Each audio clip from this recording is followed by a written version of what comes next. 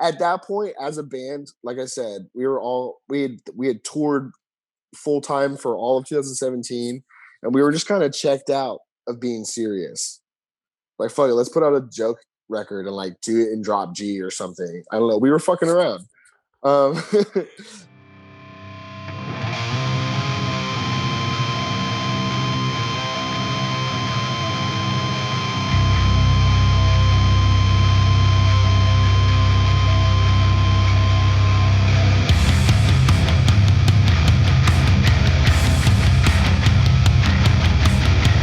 cool. Cool. Ready to rock? Yeah. Sweet. Well, thank you everyone for tuning in. This is another episode of the Scoped Exposure podcast. I am sitting down with the voice of These Streets, Cameron. Thank you for joining me on the podcast today. What's up, dude? Can you give me a formal introduction as far as, again, the band you're a part of and where you're based, just for the folks at home who might not know who you are? My name's Cameron. I sing in these streets. We're located all over Northern California. I don't think I think two people live in the same city, but I'm from the Central California, and the rest of them are in the Bay Area. Gotcha. Yeah, so there's a fair amount of commuting that probably takes place when you guys are doing shit together. Oh yeah, absolutely. Yeah. Yeah. A lot of people who don't know about California just think, oh yeah, you can go anywhere within the major cities within an hour, but it's a fairly large state. There's lots of things in the mix there.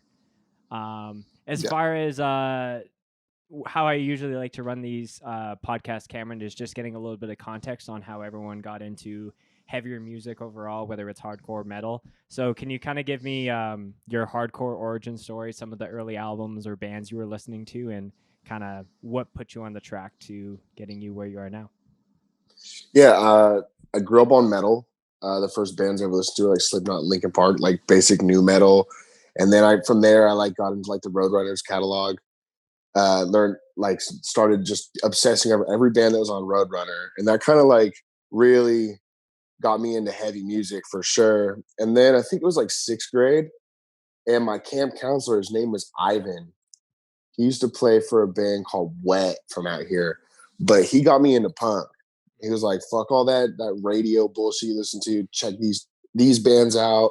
And he put me on like the major punk bands, like the Dead Kennedys, Black Flag. He put me into that kind of shit. I mean, I was only in 6th grade, so it would have been hard for me to comprehend other things that young, I think. But then I got into the punk side of things, and one day my friend Jordan showed me some a band called Hoods. Okay, yeah, I know that. So he showed me Hoods and like Black My Heart and First Blood and like just all these heavy ass bands, and I was just obsessed from that point on.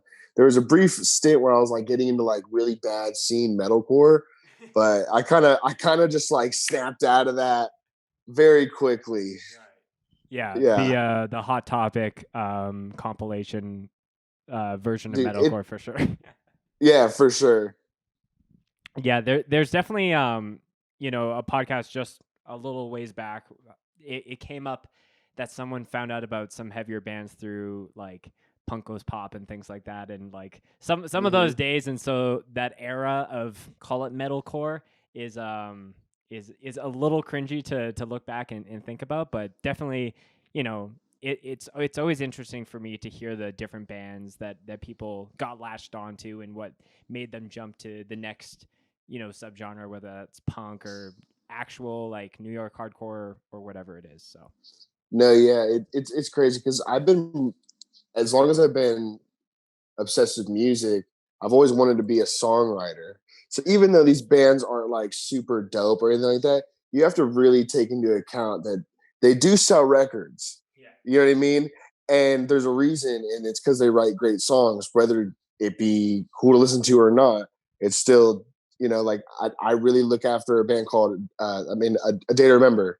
yeah. A Day to Remember is huge to me because although they're like kind of corny and like a lot of their songs are fucking super cringy, they're excellent. They've always been the best songwriters in the game. So I still keep an eye on them, and and make sure I see what the fuck they're doing because they're doing something right, you know? No, I have to echo that because, you know, I never like I play guitar in a couple different bands, and I Mm. never branded myself as like a lead guitar player who could just like scream a sick solo in the middle of a set. I was more concerned about like how are these parts being like flowing together versus just being bootstrapped or stapled together, and the transitions always sound a little awkward. I was a huge Day to Remember fan growing up as well. Um, like too many songs to name as far as like Dude, I'm probably on the same page as you, so it doesn't even matter. yeah. But I totally get what you're saying because like I play guitar and it's like my first instrument, but I would never tell anybody like I'm this fucking amazing guitarist. But what I understood early on from bands like A Day to Remember was like the art of the performance of it.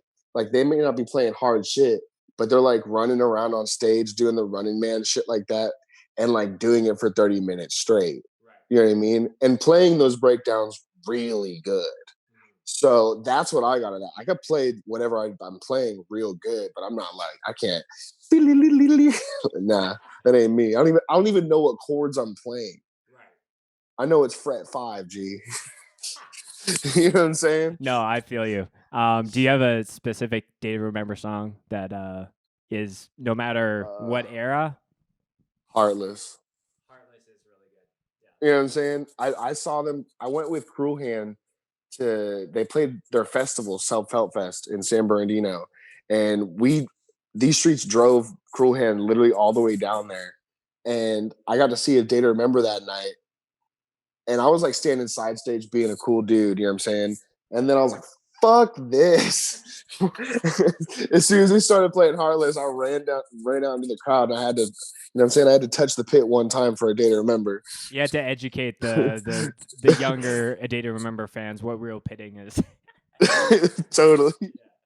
Uh, I couldn't help myself. right. If I had to pick one myself, A Shot in the Dark is like off that Dude, yeah. album is another banger as well. Yeah. Yeah, cool. Yeah, I'm stoked that I remember came up with this podcast. So you were mentioning it before how you were playing guitar, and I was cruising through your Instagram, and I noticed that I guess you are writing some of the guitar riffs for these streets as well as the vocals and lyric side of things. To be completely fair with you, these streets had for the last lineup we had before everyone who's in the band now, it was really rocky because it was mainly a touring lineup. Oh, I see. So I took on the role of writing the majority of this record. Um, it hasn't always been like that, but I mean, it's just been these 5 songs that I've been working on for years. And you know, Fred, Benny, JT, and Izzy, and Mike, who's our bassist, all the people that worked with me on this, that we're all on like the same page now. But for this record, I did kind of write the vast majority of it. Gotcha. Yeah. And how was that process as far as just was it kind of seamless as far as like, hey, here's the riffs, you're going to be playing them, or did you guys have to tweak a couple things once you got more, call it, solid members in the mix of things? Um, it wasn't exactly like that for this record. It was kind of like that for our last one. But I just took a lot of time writing the songs and worked with the band. Like, yo, check this out. How does it sound? What they would put in their input. What if we did this? What if we did it like this? And then it just kind of came together. And that's the beauty of being able to like. I taught myself how to like engineer and write and record from my house. And luckily, I've worked closely with our engineer who does all of our records for years, so we know each other's process, and we could easily change anything on the fly just because we do it so seamlessly. It was pretty easy. Ben took the program drums that I had written as the skeleton and really, really, really took it up a notch. Yeah. Like he crushed the drums on the record, and I couldn't be more happy with how it came out. Yeah. Off. So as of, I guess when this podcast drops, the album will be out. But as far as the time we're recording it, the 3 songs that you guys put out, every single one I've like fucks with very heavily on the. Thanks, man. Yeah, of course. I was actually very kind of blown away that the first single you guys did, "Stay Awake," was just over 50,000 plays on Spotify, which I'm sure is Yeah. with the other streaming services and the music video that's accumulated to a lot more. Did you Yeah. expect that kind of reaction off of the first track when you guys dropped it? No. Um, we've been around. The band has been around for almost 8 years. As a project, you know what I mean? And oddly enough, we've weaved in and out of basically every streaming platform you could possibly use for music. You know what I mean? For the first 3 years our band was a band, we weren't on Spotify. You know what I mean? We didn't have that back then. So we got all this traction when we started, but it was a totally different kind of traction that exists today. Yeah. You know what I'm saying? Yeah. It's like people who bands who came from MySpace having to adjust to like Facebook. Right. You know what I mean? So many But bands from MySpace. We will never have a Facebook band account.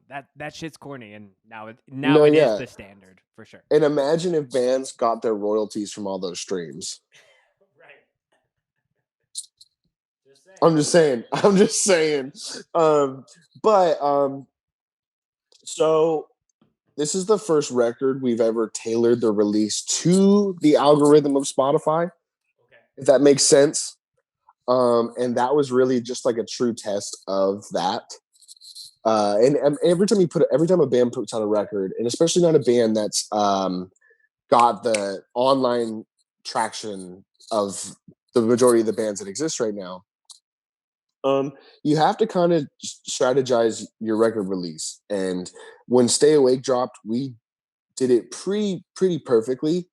Uh, we released the video on Decibel, which is like a really big metal magazine. It's not really a hardcore magazine, but I was like, fuck it, let's do something different. I don't want to do alt press. I don't want to touch Lambgo. You know what I'm saying? Like, if we're gonna press drop this, let's do it on this. And then we really worked with our other label, Blood Blast, on which playlists we wanted to try and get it on Spotify, because it's the first time I've ever done any weird shit like that. So really putting it on those Spotify playlists changes everything. Can you break down just like you were mentioning? I think the term you used was just planning the release around the algorithms. Can you break that down for Like, any smaller bands who like they've put stuff out on Spotify and they're like, oh, like all my homies are listening to this, but how do I push it out further? I'll say it like this: there's two types of bands that exist right now. It's in our realm of hardcore. There is your Bandcamp band who literally doesn't matter what they do, just drops a link, 500 retweets, and that's tight, and that works. That's your fest band. That's your band that like is playing at the 5 p.m. slot on whatever fest, insert name. Um, and they have that traction. They have that people can see them because they're there, type shit. And then there's bands who have to grind on like Spotify and shit. Like, we're not a fest band, and we don't get invited to play fest, and that's cool. Uh, I'm waiting for myself and my band to make something worth being on a fest, and then I'll want that invitation. You know what I mean? Um, and so working Spotify playlists, like, we have a label called Blood Blast, and they're a sub label of Nuclear Blast. And our manager, Bryce, he pitches us to the Spotify curated playlists, right? And they say, or they go, cool, let's put them on the playlist. And where you're at on that playlist, like whether you're at the top or the bottom, depends on how many people skipped over your song. Oh, interesting. Okay. So if people like hear the song and they're like, ooh, this is kind of tight, turn it up and not skip it, your song will go up and up and up and up and closer to the top of that playlist. And then instead of just hitting shuffle at the very beginning, they might just hit the first track, and that could be you guys. Boom. Yeah. So it's cool. It's a different way to grind it. It's a different way to do it. And it's a way to not just get someone to listen to your song, it's to get a repeat listener of your song. Because that's what we're shooting for. You know, we're shooting for like just your average music listener, as opposed to fighting for something we're not going to attain. You know? Right. Yeah. And I think like, you know, so Scoped what I do, we do like a playlist. We've put you guys on a couple times, Hmm. and I'm trying to always like change it up every week, do a theme, those kind of things. And I'm a firm believer in just like if you're making content for someone, whether it's video, a podcast, an album, creating the least amount of friction for someone to take that on further is the right strategy. Because I feel Yeah, like with Bandcamp, yes, someone could take a screenshot and they can do that, but if you can have it on Spotify and then someone shares it and then it's a direct link straight to that, that's frictionless. And that could be the ease of that could be the thing that really just snowballs and takes it that much further for sure. totally. And I mean, there's so many steps to Bandcamp that it's just like, dude, you've had 10 years. Why haven't you made a streaming application that works? Yeah. You know, Sure. and I mean, Bandcamp does work, but I find it, I don't like clicking on a Bandcamp link. I will see a post on Instagram, hey, we dropped our song, immediately go to Spotify, search to see if it's there. If it's not there, me as a listener, I'm not interested. Yeah. It's become too hard to listen to your song. Mhm. Yeah. No, So, so I 100% agree with you. Like, it's I remember the last time I actually sat down to listen to a new album on Bandcamp, and the amount of times I've like just saw a band name or some artwork that I didn't know about and just went to go check it out is like far more common than the latter, like you said. yeah, totally. Yeah. You were mentioning just like the fact that you feel like you guys think that like as far as not being asked for certain festivals or things like that, is that a sense that someone's misunderstanding the band, or is that just not in your guys's your goal as far as like, oh, we need to be on the This Is Hardcore, Sound and Furies, LDBs, what have you, or what's the thought process there for you? Um, to be completely fair with you, we didn't when we started this band. I mean, I can remember sitting after those first band practices, like literally, I'm talking like 8 years ago, watching K56 videos of This Is Hardcore. Those things have always been in my head. You know what I mean? I would love to play that, but until I've created a body of work or the band has created a body of work that's gained enough traction to be on that, like we're not big enough to be on hardcore. But at least I'm self-aware of that. I don't think we've been a band for 7 years. We deserve that. You know what I mean? Yeah, no, I feel I you. don't think that at all. You have to earn that kind of shit. And you have to earn the respect of the people who fucking book those shows for them to want to ask your band to play. That being said, we've always been kind of a niche band per se. I don't believe that. That's weird for me to for like me saying, but we've always played like ignorant beatdown festivals, like that kind of shit. Right. But that's also the kind of shit I fuck with. Hmm. You know what I mean? I love playing your 13 band bill of just ignorant, toxic music. Right. You know what I mean? Like those, I love seeing bands like that. Like I would gladly play a fest with like World of Pain headlining. You know what I mean? Yeah. For people who want to see my band, as opposed to like flying myself somewhere for people who don't really want to see my band. You know what I mean? I also don't want to be bought onto something like that. Mm. You know, Yeah. I would like to earn that. Yeah. I, And if we're not there, we're not there. I'm very self-aware of that yeah. and not offended. No, and I think that that humility is really really important. Just the fact that it's like, oh, we've been a band for this long. Even you know, I'll call it getting in the trap mentality of like we have so many listens on this streaming service. We are the biggest band. But yeah, I think just being like, putting it out there and totally being okay if someone says yes or no, and just because there's a surplus of opportunities for people. I do think that maybe the more ignorant beatdown, like it seems like there's a little bit of a an upswing as far as that being a little bit more of the popular style in hardcore, and Yeah. and there's like I guess I'm just like kind of personally blown away when it's like I see a band like you guys or a number of others who maybe aren't getting those big opportunities, but people will like listen to one demo of a band and it's like a super group of a bunch of people, and it's like, oh, this is the best thing in hardcore right now, and I'm like, okay, like yeah, this demo is sick, but like look at all these other bands that are working way harder and putting out just as good a product. Yeah, I mean, it's you could say that we're a super group too, but promote us like that. Yeah. You know what I'm saying? Like our two of our, I mean, half the band is in another band called You Lose. Um, Oh, okay. Yeah, yeah. Benny plays for Hands of God and Tsunami, but I make sure to not put that in anything press related because I don't want that. Right. I'm not itching for clout off Tsunami.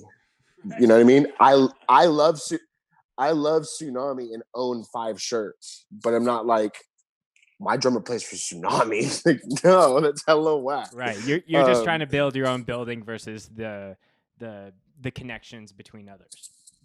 yeah, and I'm fully aware that my band sounds real different compared to a lot of other bands. And that's what I've always prided myself in is I don't go into the recording process going like, man, we need to sound like, you know what I mean? Or we need to emulate this record from 1986, you know? I feel that. Yeah. I always just try to write my favorite band Yeah. because realistically, um, we all have a favorite band that doesn't exist, Mm. and that's called being a musician. You know what I mean? And if you're not honing into that energy, then you're not making music for you. I And yeah. if you can't make music for yourself, then how are you supposed to make music for other people? You know? And that's Yeah. just the way I look at it. Yeah, I think I discovered that pretty early on where it's like, oh, like I want to write like a grunge album or something that's kind of like Citizen Daylight esque, but you know, picking up the guitar and doing some things, even after months of trying, I was like, this is not what I like to write music wise. I feel like Yeah. those records are out there and I can listen to that and appreciate it. But as far as like what I like to write and the riffs that I'm trying to bring to the table, like it is seeing that gap maybe in your local scene where it's like, hey, there's not a crossover thrashy project here. It's just, you know, heavy hardcore like metalcore bands. Like I want to do this and do my thing and do it as best as I can. So yeah, Yeah. that point is huge for sure. I think I think a lot of something that gets blown over by a lot of people is that when you're writing, and especially when I'm writing, I try to avoid listening to hardcore in general. Because the second I feel like I'm being derivative, I'm over it.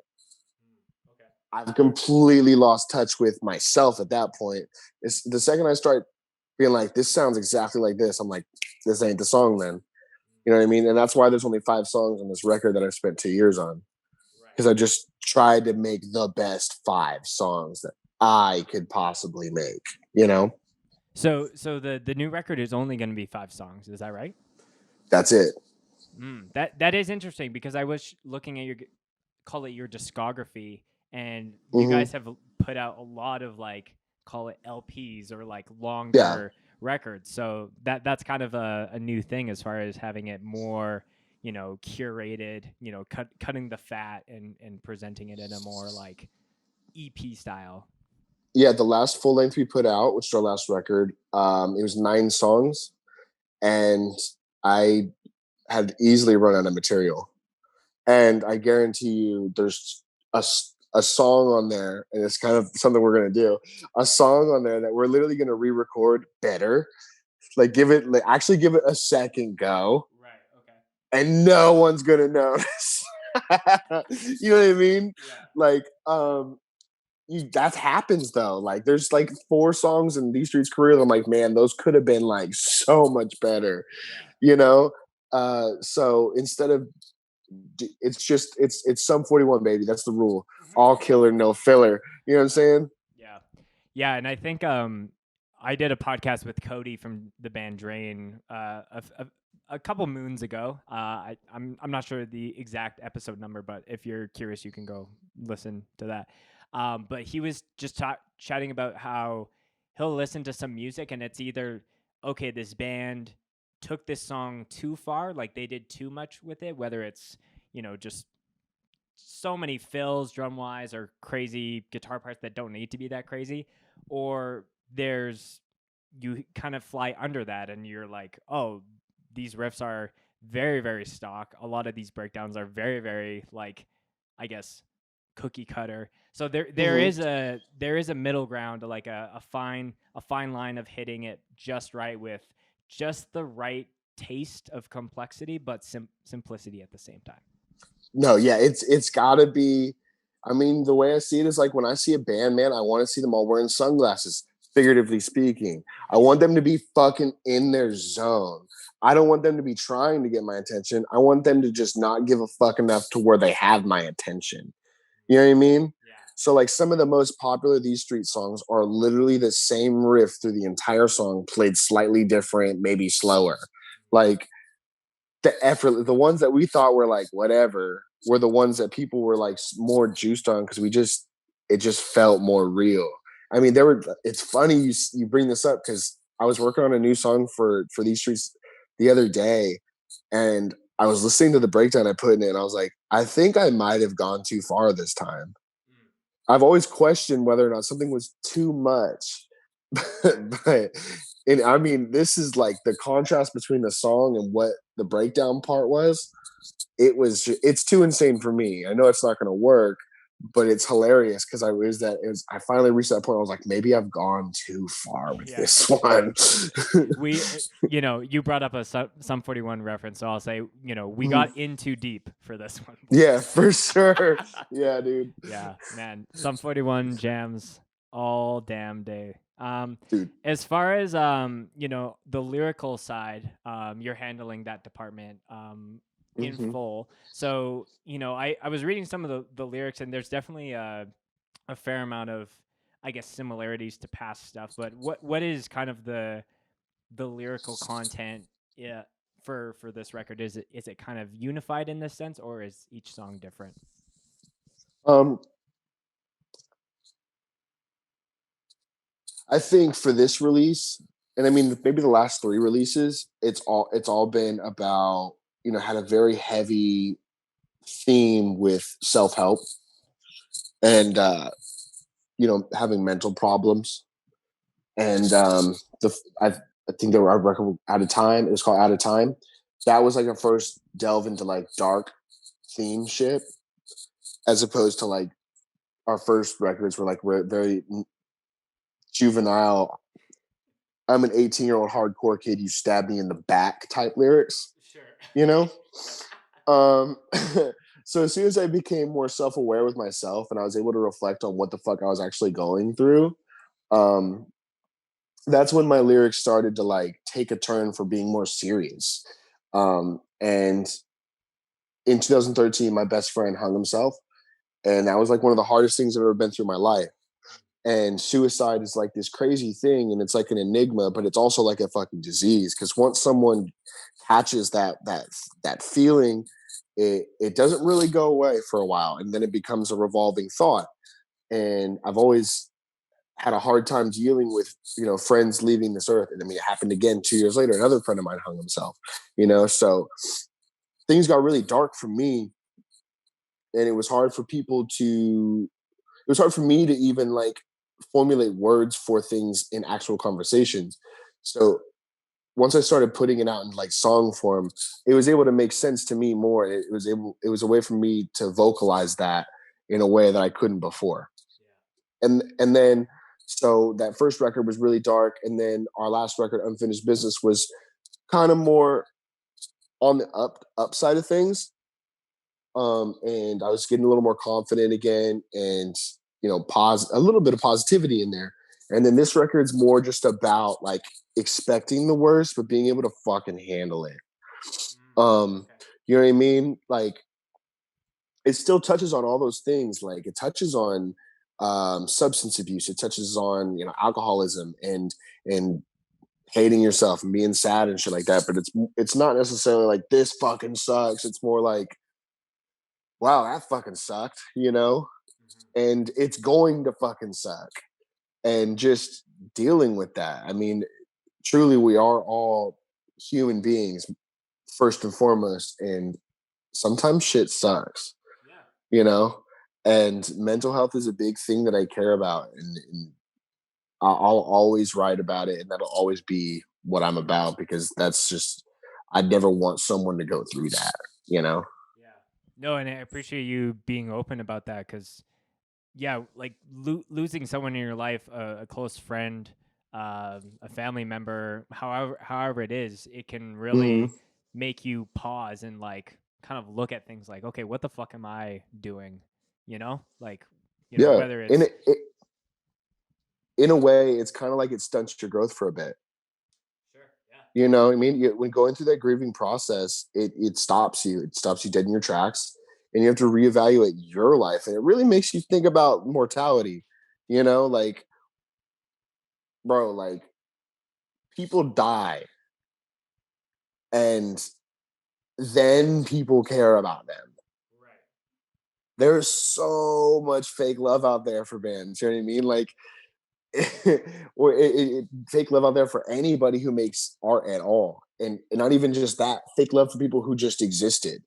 It's like once someone dies, bro, like all those people come out of nowhere and they're like, that guy was so sick, you know? wow, yeah, And before then they could have given a shit about them.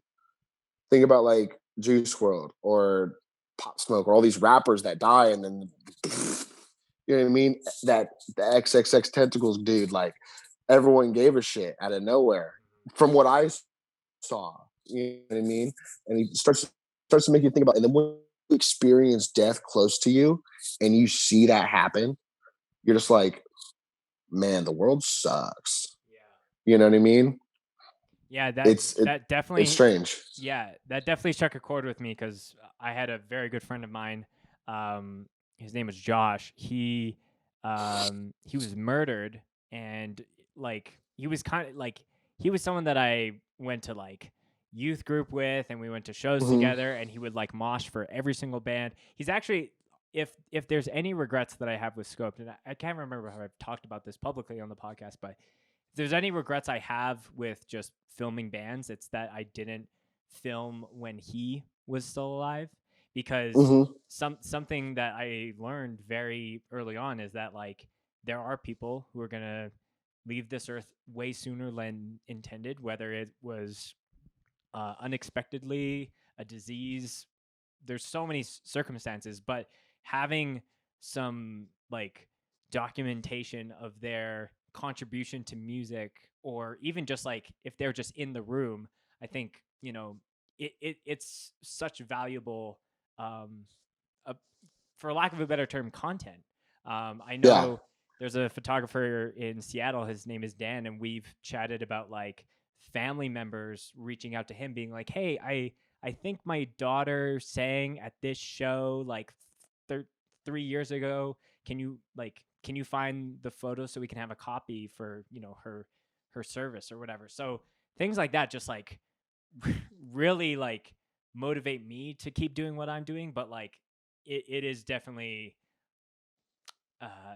tough to swallow to be like I don't have any footage of my one of my very good friends moshing for like every band at every show. So it Yeah, no, yeah. It's crazy because like the original singer of what was the first lineup of this band was my friend who passed away.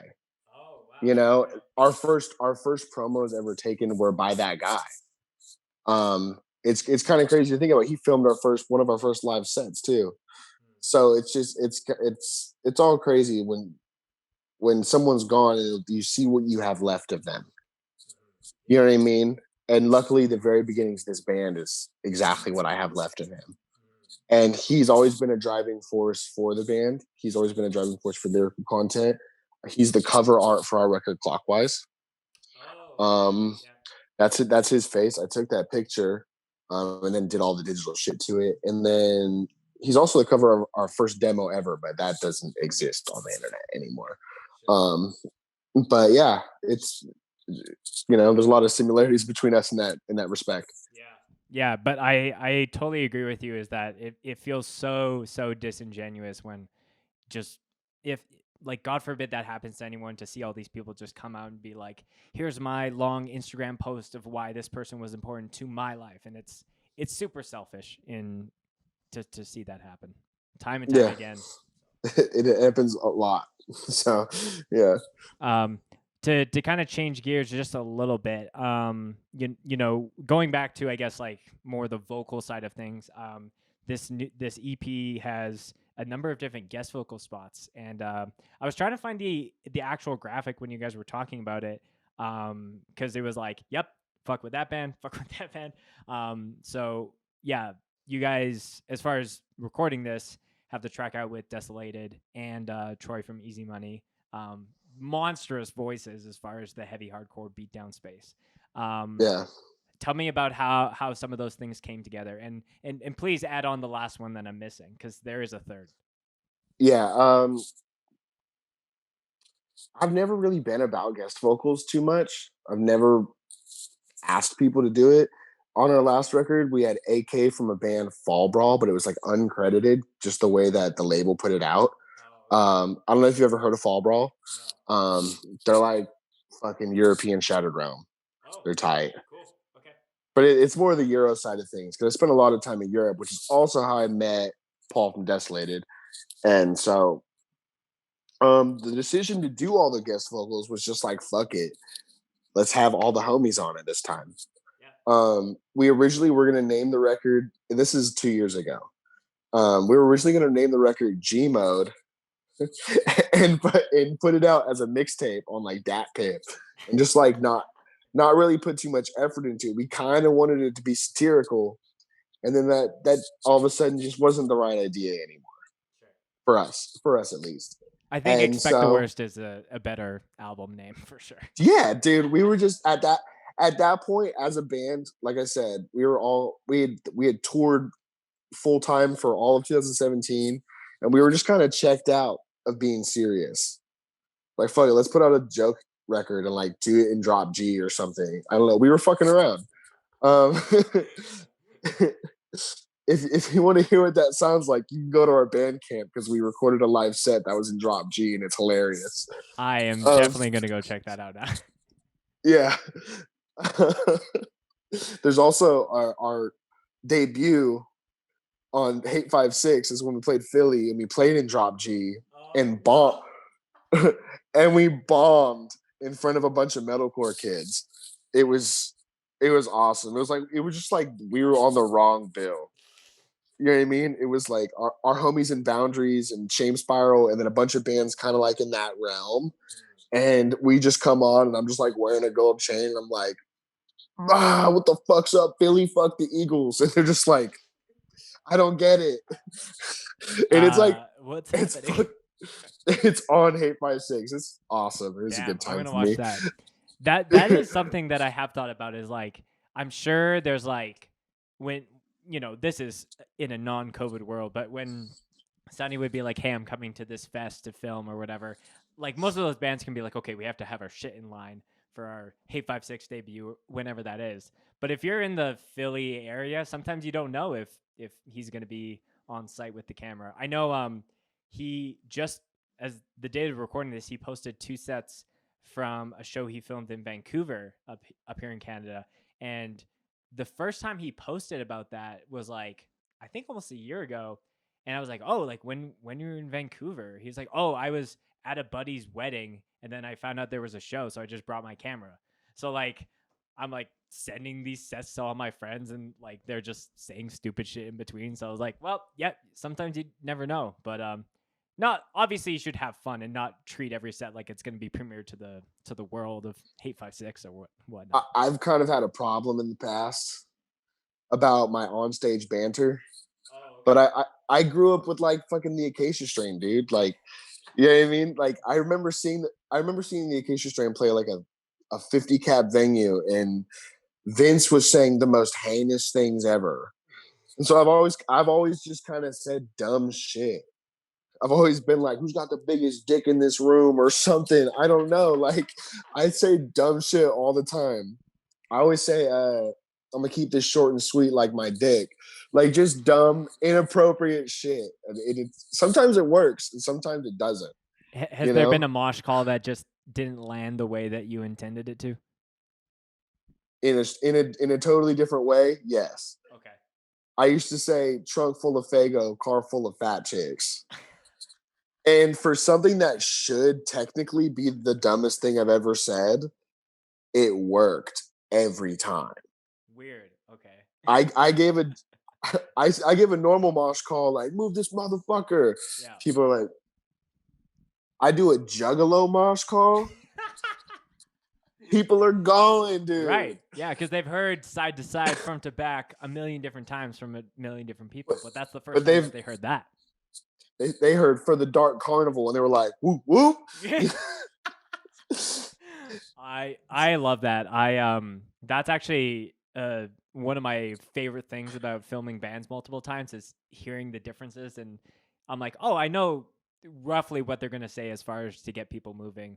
Um, one of my favorite bands up here in Canada, Stepping Stone, the day before this fest, Nathan, their guitar player, was playing, like, he's a big baseball guy, so they were playing catch, and the baseball hit him in the mouth, and he lost these two teeth.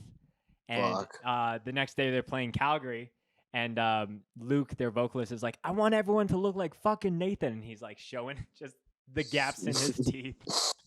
And capturing that on film was that was definitely one of my favorite mosh calls to date. Oh yeah. To get back to the original question, so Desolated, Easy Money, some guest vocals. Oh, the guest vocals. Yeah. We got out on a little bit of a tangent there. No, it happens. So yeah, I just asked all my boys who, like, I asked people who I'm actually genuinely friends with. I was like, yo, you want to be on the record? And they said, hell yeah. Paul was supposed to be on our last record, but he was on tour with his other band and it just didn't work out when we needed it. But Paul's a no-brainer. I love Desolated with all my heart. They're like my favorite beatdown band ever. Yeah. They walked so a lot of bands could run. You know what I'm saying? Yeah. And Easy Money's another band. That band's one of my favorite hardcore bands in general. It's like hardcore for dudes who have ADHD. That's so true. I've been trying to find the best way to talk about that band, because how they write songs is like so all over the map, but it works so well. But people, and it's funny because people don't get it, and I'm just like, dude, if there's nothing to get here, just mosh. Yeah. You know, like it's love that band to death, and Troy's my fucking boy. Yeah. And then on the last, okay, well, now this is I think this is where your real question lies. On our first single, "Stay Awake," it appears as if the band has two singers. Oh, that was one of my questions, but yeah, let's get into that. I'll fix that right now. Our bassist turned into our second vocalist out of nowhere, and it was just kind of funny in the beginning. And then we like wrote the whole record with him on second vocals, and we were like it was just like crazy, dude. That time of my life was kind of wild. It was when we started writing the lyrics for the record, because we kind of wrote it like Linkin Park. Right. Yeah. And so I would be doing my singing, and then he would be like rapping over it. And he's not on the rest of the songs, obviously, because he left the band right when like COVID happened, to like really focus on skateboarding, because he's like taking skateboarding very seriously. If anybody wants to check Izzy out, Social Class Izzy on Instagram. Shout out Izzy. But he decided he didn't want to really be in the band anymore, and so he's on Stay Awake, which is tight. But the rest of the album doesn't have him on it. And it's been kind of funny explaining that to people, because it happened like right at the beginning of our promotion process for it. But it's not a big deal. He also sings for another band that I play guitar for called Swing First. So if anybody wants to check that out, it's swangfirst.bandcamp.com. Swang with the A. Swang First. Swang First. Okay. It's not on Spotify. It's kind of difficult, you know, saying it's hardcore. But yeah, so that was one interesting thing about the vocals on the record. Another song, Irreversible, has our engineer Cody on it, but he's always been like a secret member of These Streets. He's like the secret member of the Beatles. He's played drum. before Ben was in the band, he played drums on our last 2 records. So shout out Cody from Spite. And then on the last song, Bound to Break, it has Ryan from a band called Born Anew from New Jersey. They're just a super heavy metalcore band. And then Darius from a band called Spite. Right. And Spite's like maybe one of the biggest deathcore bands that exists right now. Yep. And These Streets and Spite have played shows since 2015, 2014. We just always played shows together and always been boys. So yeah. No, I like that mentality where it's just like, let's you get a line, you do the Oprah Winfrey, like you're just giving out lines to everyone.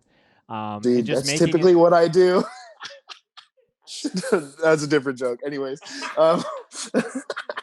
I realize that could be interpreted a little bit differently, but hopefully we can stay on. We had fun with this. We had fun with Scarhead, but anyways, yeah. But yeah.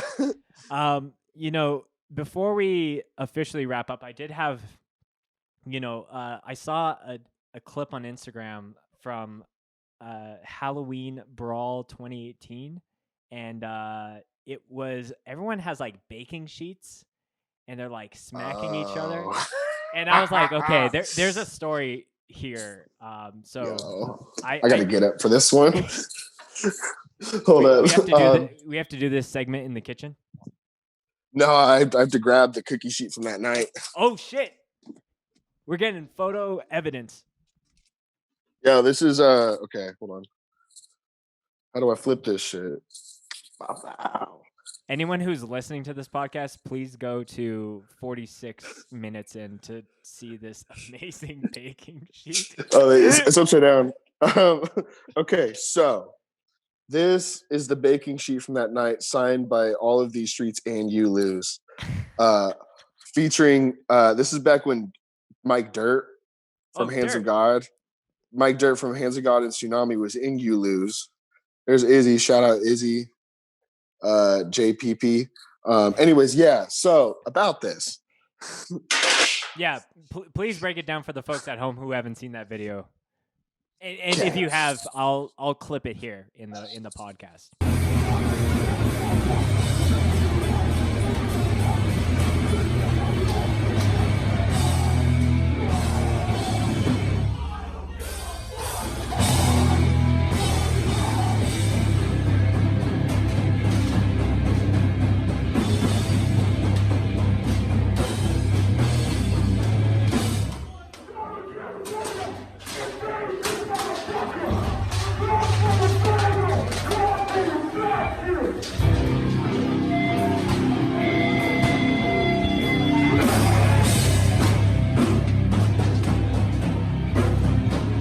Okay, so we're playing.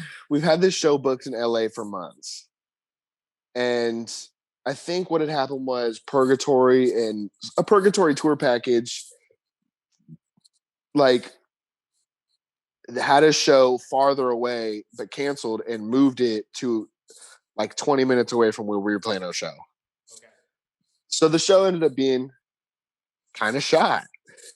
And everyone was bumming about it all fucking night. And it was just like getting whack. And I was like, dude, I drove 4 fucking hours. We're playing and we're going to make sure it's a good time. So we went and bought cookie sheets. And I gave like a little speech. I was like, yo, when I was a kid, I used to go to shows, and whether there was fucking 10 people or 150 people, it was always memorable to me. I never wasted a second of it. And all these kids are bummed out, arms crossed.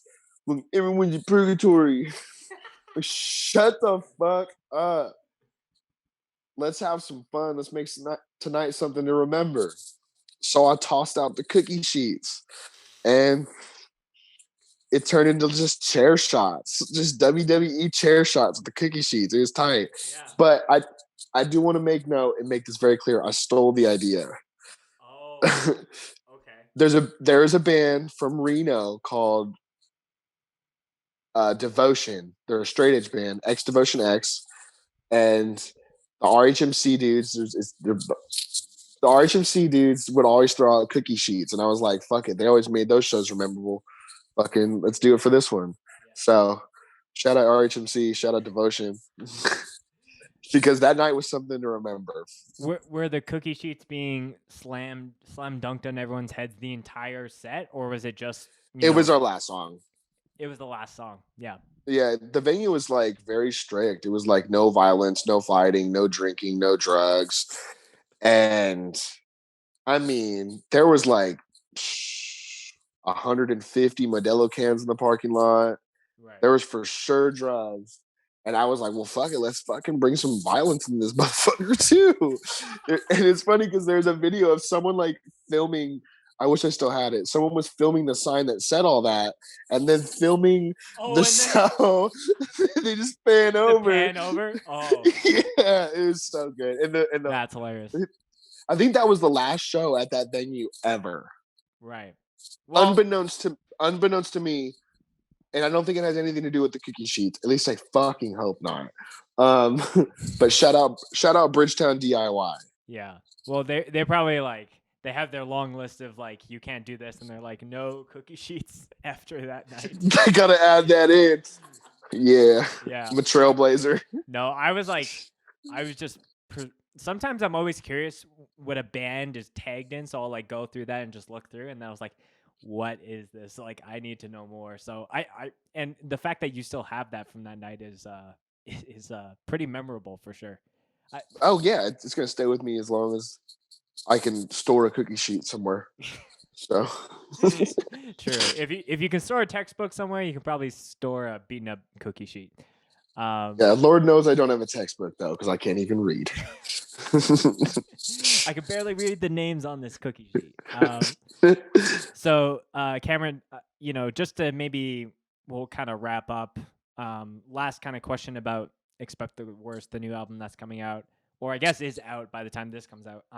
What is the biggest thing that you're hoping that fans of These Streets, just new people in general, get from this album, whether it's a lyric, just like the overall vibe of the band? What's the big why and goal behind this album for you? So the goal you always want to have when you make music is you just want people to like it. You know, if you like our record, tight. If you don't like our record, tight.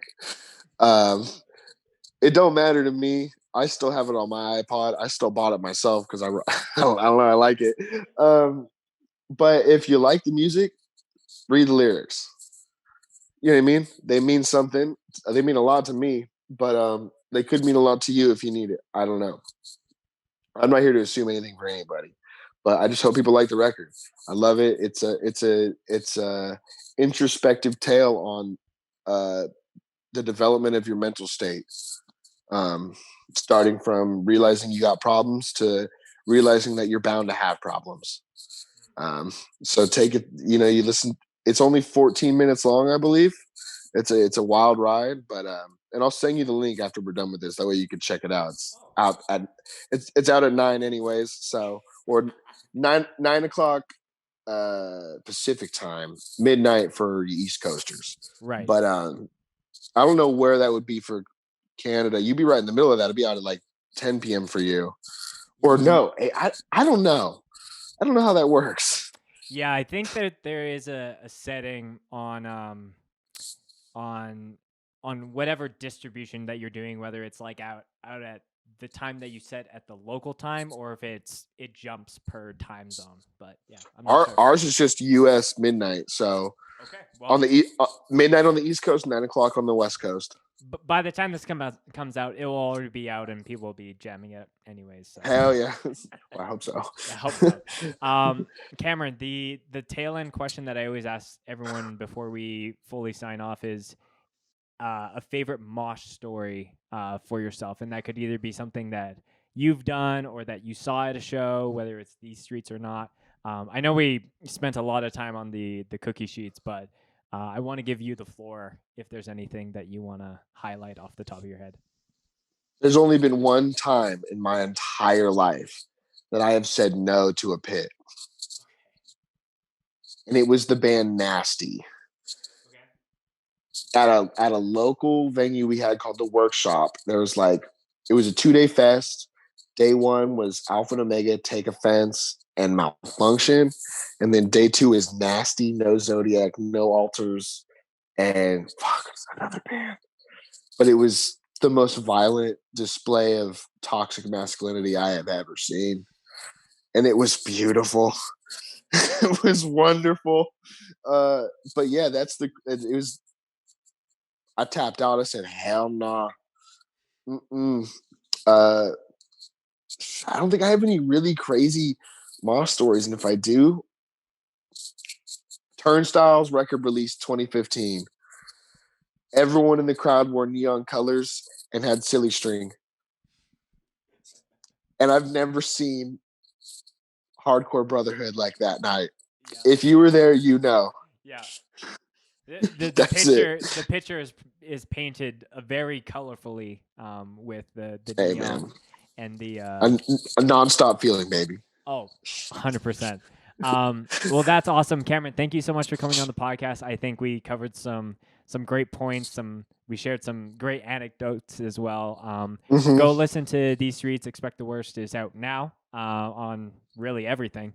And yeah, support that band. I am a fan of you guys. I think you guys are pushing the envelope as far as heavy hardcore beatdown is concerned. And I know Nikki is dating Benny, so I'm sure we'll try and bring you guys up to Canada as soon as this COVID shit is over. So, Dude, I would love that. I've been there since I was a Lionheart.